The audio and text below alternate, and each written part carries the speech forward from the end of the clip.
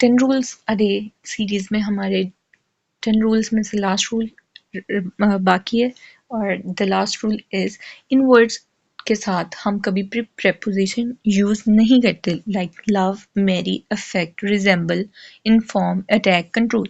इसी तरह इसके लिए निमोनिक या फिर एक सबकॉन्शियस माइंड में, ताकि याद रहे कि कौन कौन से टर्म में, मैंने एक निमोनिक बनाई है कि हमें प्यार होता है, we love, and then we marry, हम शादी करते हैं, और फिर हम पर उस चीज़ का असर होता है, इफेक्ट करता है। किस फॉर्म में? कि हम कहते हैं कि भाई मियाँ बीवी आहिस्ता आहिस्ता एक दूसरे से रिजेंबल करने लग जाते हैं। So love, marry, effect and resemble.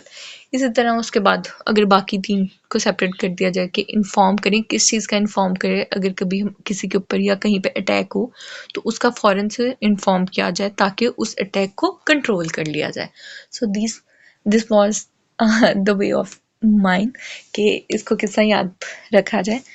अगर हम इसके एग्जाम्पल देखें कि इसके साथ कभी भी preposition यूज नहीं होता, like he resembles his brother और ही रिजेंबल्स हिज फादर, तो हमने ये नहीं किया ही रिजेंबल्स विद।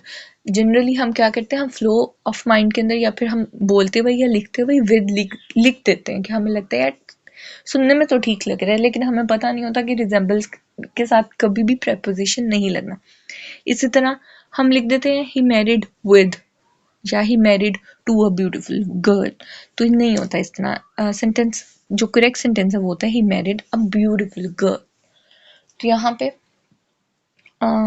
जो है हमने preposition यूज नहीं किया, और ये छोटी छोटी मिस्टेक्स होती हैं जो कि हमारे सेंटेंस को एक तो इम्प्रेशन दूसरे बंदे के ऊपर जिसको हम पता है उसके ऊपर गलत जाता है, हमारे चक्कर के ऊपर गलत जाता है। और दूसरा हमें रूल पता होना चाहिए, सो सिंपल। और अगर आपको इसी तरह के और वर्ड्स पता है जिसके साथ हम preposition यूज नहीं करते, right in the comment section below. Thank you so much.